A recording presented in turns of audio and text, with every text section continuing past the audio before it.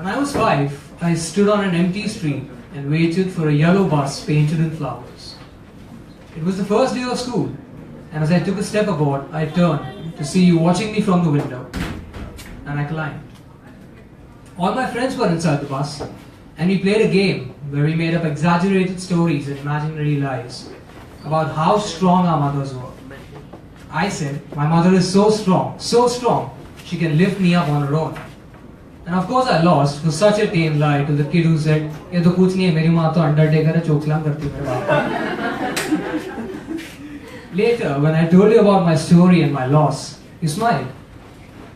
When I was 8, I heard you and Dad fight for the first time.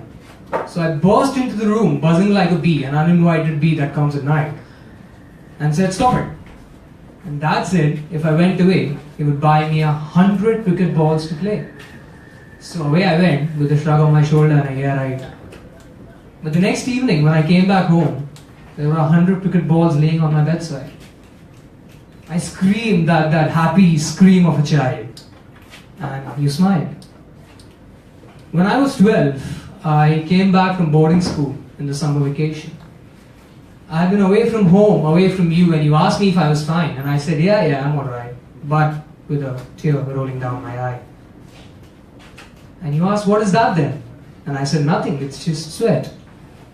And you realized I had learned to lie. You smiled. When I was 15, I stood on an empty street and waited for a yellow bus painted in flowers. It was the first day of college, and all my friends could be inside and we could play that game of imaginary lies that now I was good at. I waited and I waited and I waited and I waited, but the bus never came. So I stayed at home, I stayed inside. And when I turned to see if you were still there, if you were still watching over me, you were. So I laid my head in your lap and I cried. And you smiled. When I was 18, I fell in love for the first time. And it felt like that candle that you light, and the wax comes dripping down slowly, and then it holds the candle centered to the ground. But as the night goes on, the wax melts and the candle falls off. And that's what it was like, and she broke my heart. But I was a child, and maybe I broke hers too. So, what do I do now? And I turned to you and I screamed, "This is all your fault." And I waited for your hand to strike and my cheek to turn red and that sweat to come dripping down my eyes. But you saw through me. You saw beyond what I could see, what my eyes could see, and you smiled. When I was 21, now an adult,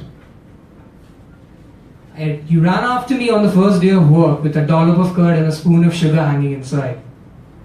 You asked me to eat it, and I said no. You insisted, and I said no.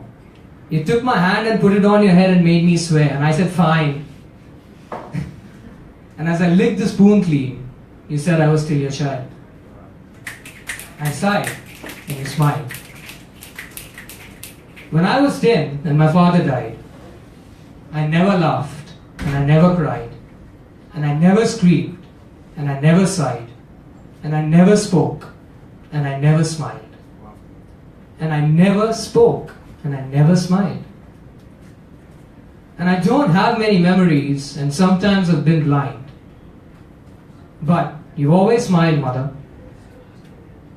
And it is now that I realize you knew I had said the truth in the one game of life where I had to lie.